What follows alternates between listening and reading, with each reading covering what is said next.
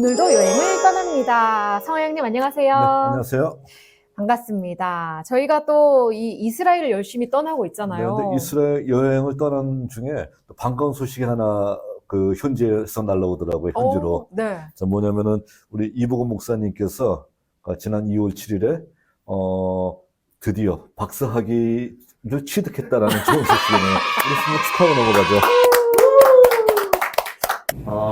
이보건 박사님 일단 박사 논문을 합격시키기로 결의했습니다. 축하드립니다. 네, 축하드리고요. 먼저 말씀하셨는데 이때 제일 중요한 말이 우리 이보건 박사님 축하드립니다라는 겁니다. 축하드려요. 예. 혹시 뭐 하실 말씀? 축하해 주셔서 감사합니다. 이렇게 훈훈한 분위기 가운데 저희가 계속 떠나게 되는 여행은 전쟁의 여행이라고 들었어요, 교수님. 네네. 네. 오늘은 또 어디로 떠나게 되나요? 자, 지난주까지 계속 저희들이 이스라엘 평원 지역, 그리고 그 이스라엘 평원 지역의 중심지인 무깃도에 대해서 살펴봤었잖아요. 자, 근데 무깃도라고 하는 장소도 여기가 최후의 격정지 아마겟돈이라고 했었었죠. 네. 자, 그러니까 전쟁이 끊이지 않았던 장소인데 마찬가지로 이스라엘 평원에 있는 다른 지역도 전쟁이 끊이지 않은 어떤 모습을 성경에서 볼 수가 있다는 겁니다. 어딘가요, 거기가? 자, 오늘 저희들이 살펴볼 지역은 다볼산 지역이에요. 음. 다볼산 지역에서 전쟁을 했었던 아주 특출난 사람이 한 명 있는데 누구냐면은 자, 문제 내겠습니다. 여자 사사입니다.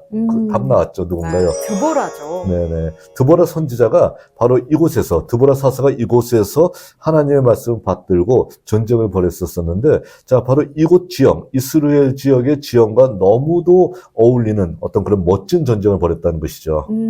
네, 저희가 사실 뭐 다볼산 같은 경우는 이스라엘 평원하면서 그 앞편에도 계속해서 네네. 이제 요 근방에 이런 산들이 있다라고 말씀을 해주셨는데 여기서 드보라가 전투를 했는데 어떤 상황에서 일어난 전투였나요? 자, 사사시대 때 이스라엘 백성들이 전쟁을 벌이는 거는요, 국가적인 전쟁이 아니라 지파적인 전쟁이었었습니다. 그러니까 그 지역을 쳐들어왔던 외국의 사람들에 대해서 그 지역 사람들이 이제 쫓아내는 어떤 경우들이 많이 있었거든요. 그러니까 뭐 왕정시대 같이 국가에서 뭐 군대를 소집해가지고선 그 전쟁을 임하는 이런 것이 아니라 바로 그 지역을 쳐들어왔었던 사람들을 쫓아내는 그 지역 사람들이 쫓아내는 경우들이 많이 있었었는데 자, 이때는 가나안 지역, 가나안에 하솔랑 야빈이라는 사람이 있었었는데 자, 하솔이란 지역 갈릴리 북쪽에 있잖아요. 네. 그러니까 그 지역을 다스리고 있었던 야빈이라는 사람이 바로 그 지역을 갈릴리 지역을 쳐들어왔던 거예요. 자, 쳐들어왔었을 때, 자, 당연히 그렇게 된다면 어떻게 될까요? 자, 우리가 봤었을 때 갈릴리 지역 주변을 분배받았던 지파들이 있을 거 아닙니까? 네. 자, 그랬을 때 그들 지파 중에서 어느 지파가 침략을 받았었냐면은 납달리 지파와 스불론 지파가 침략을 받았습니다. 자, 그러니까 당연히 어떻게 될까요? 납달리와 스불론을 중심으로 해서 바로 하솔랑 야빈의 침략을 이제 막을 필요가 있었다는 거예요. 자, 막는데 자기들 중에서는 걸출난 사사가 없어요. 자, 그랬을 때 에브라임에서 좀 사사 역할을 감당하고 있는 드보라에게 이제 부탁을 했던 것이죠. 자, 드보라가 일어나서 자, 납달리 출신이었던 바락이란 장군한테 자, 전쟁을 우리가 하자라고 해가지고서요. 그들이 군인들을 한 10,000명 정도를 모은 다음에 어디에 올라갔었냐면은 바로 다볼산에 올라가서 대기하고 있었던 상황입니다. 다볼산에 왠지 여기서 힌트가 딱 나온 것 같거든요. 네네. 보통 저희가 전쟁하면은 이 평원에서 모이기 쉬운 핫플레이스라서 여기서 네네. 전쟁이 자주 난다고 했었는데 꼭 교수님이 성화영님이 말씀하시는 이 전쟁에는 포인트가 있더라고요. 다볼산이라고 힌트를 네네네. 주셨는데 여기는 또 어떤 지형적인 영향이 있었을까요? 자, 이스라엘 평원은 아주 넓은 평원인데 거기에 다볼, 모레, 길보아 세 개의 산이 그냥 평지에 뿔뚝뿔뚝 솟아 있었다라고 이제 우리가 지지난 시간에 한번 얘기를 했었었죠. 네. 자, 그 중에서 다볼산이라는 곳에 이제 올라가 있었던 거예요. 왜 그러냐면은, 왜 산에 올라갈 수밖에 없었냐면은, 상대가 누구냐면 시스라인데, 시스라는, 철병거 900승을 가지고 있었던 사람이었던 거예요. 자, 가나안의 철병거가 고고학적으로 이제 증명된 건 없는데, 자, 그 비슷한 시기에 이집트의 철병거, 우리 그림에서 보는 것 같이 이집트의 철병거의 모양, 그 비슷한 시기에 히타이트의 철병거의 모양, 이렇게 다음같이 나와 있습니다. 자, 어떤가요? 뭐 굉장히 철병거가 우리가 베너나 글라디에이터에서 봤었던 그 철병거의 모양이죠. 오, 네. 자, 두 마리의 말이 끌고 있고요. 두 사람이 올라가고 한 사람은 말을 몰고 한 사람은 화살을 쏘는 바로 이런 기동력 있는 어떤 철병거라는 거예요. 그러니까 저런 철병거 900승이 이스라엘 평원에 모여 있으니까 와. 그들이 평원에 있으면 어떻게 될까요? 큰일 나잖아요.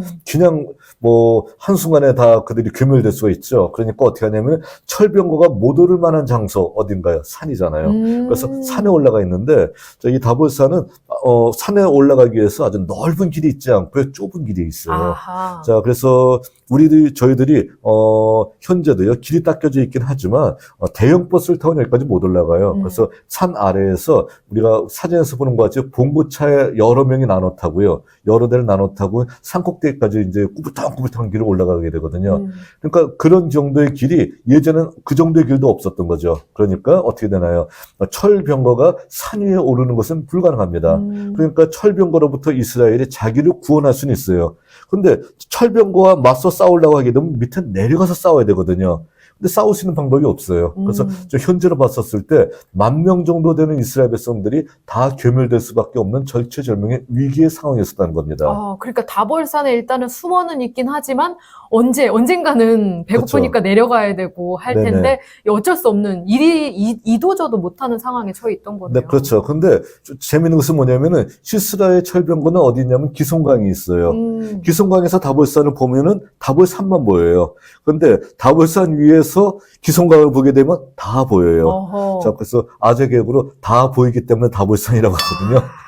네. 자, 그런 어떤 얘기들이 현재 가면 저희들이 굉장히 많이 듣는 어떤 얘기인데, 정말 다 보여요. 거기 올라가게 되면. 자, 그러니까 이스라엘 평지가 다 보이고 기슭강도 보여요. 바로 그런 상황 속에서, 드보라가 갑자기 진격 명령을 내립니다. 상황이 어떻게 변했는지 모르겠는데, 이스라엘아, 하나님이 너희를 구원할 때다 하면서 나가라! 라고 명령을 내려요. 자, 그런 명령을 내리고 이스라엘 백성들이 내려가서 전투를 하는데, 시스라의 철병거가 괴멸되고요. 그리고 시스라가 병거에서 내려서 걸어서 도망을 가는 바로 이런 일들이 벌어지게 됐다는 것이죠. 네, 이 철병거들이 다 어떻게 됐나요? 자, 어떤 일이 벌어졌을까요? 제가 질문하는 내용이에요. 아마도 지형적인 특성을 자꾸 말씀하시니까 지형과 관련된 일일 그렇죠. 것 같거든요. 자, 그러니까 잘은 모르겠지만 철병거가 철병거답지 못하게 달릴 수 없는 상황이 나타났겠죠. 달릴 수 없는 상황이라면 하늘에서 불벼락이 떨어진다든지 이래야 될 텐데, 하늘에서 불벼락이 떨어진 것이 아니라 때가 겨울이었던 것 같아요. 물벼락이 떨어졌어요. 비가 내렸고요. 사사기 5장에 보게 되면 드보라가 승리의 노래를 부를 때 기송강이 넘쳤다라는 말이 나와 있어요. 자, 그러니까 비가 내렸었고 기송강이 넘쳐서 완전히 그 이스라엘 평원 지역이 물바다가 되어버렸던 것이고요. 거기는 진흙이거든요. 네. 진흙 좋은 곳이었는데 물이 넘쳐오니까 어떻게 됩니까? 뻘밭이 돼버렸어요.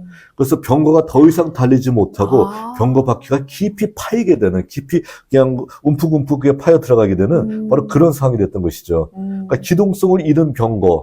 자, 그럼 어떻게 될까요? 여기서는 아무짝에도 쓸모가 없고요. 병거 위에서 싸움에 익숙했었던 그 병거를 모는 사람들은 어떻게 될까요? 어떻게 해요? 당황했겠어요. 당황하고 도망갈 수밖에 없는 상황이에요. 이럴 때는 제일 유리한 게 뭘까요? 백병전. 2다리로서 달려가서 그냥 사람 많은 사람들이 가서, 병거를 모는 사람들을 치게 되면 어떻게 될까요? 여긴 꼼짝 못하고 당할 수밖에 없는 그런 상황이었었거든요. 네. 이스라엘 사람들이 딱 잘하는 거였겠네요. 그렇죠. 이스라엘 백성들은 늘 그거밖에 할 줄 모르잖아요. 근데, 병거가 움직이지 못하니까 병거를 놓고 도망가기 시작하고, 병거에서 내려온 사람들은 정말로 그 사람들을 아무것도 할 수 없는, 그런 어떤 사람들이었었고요. 시스라와 같은 장군도 어떻게 해요? 도망을 치더라도 병거 타고 도망치게 되면 훨씬 빠르게 도망칠 수 있잖아요. 기동성 있게. 네.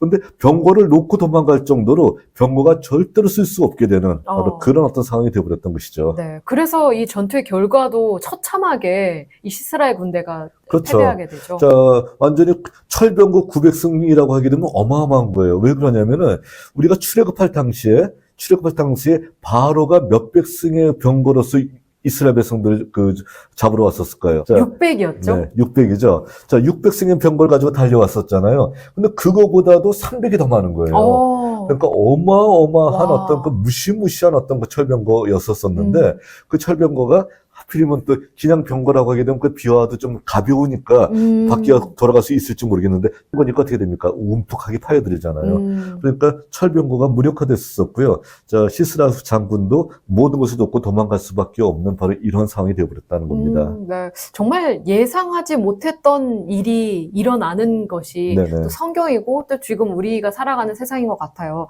그러면 이 전투를 통해서 성경이 말하고자 하는 메시지는 뭘까요? 자, 그래서 그 시스란 장군을 누군가 처단한다라고 하게 되면은 그 사람은 가문 대대로 영광이 있을 거 아니에요. 자, 그랬을 때, 자, 이스라엘의 군대 장관이었었던 바락이 바로 그 일을 했었으면 참 좋았을 텐데, 바락에게 그런 영광이 돌아가지 않았어요. 누구한테 돌아갔었냐면은, 야엘이라고 하는 여인한테 돌아갔었잖아요. 네.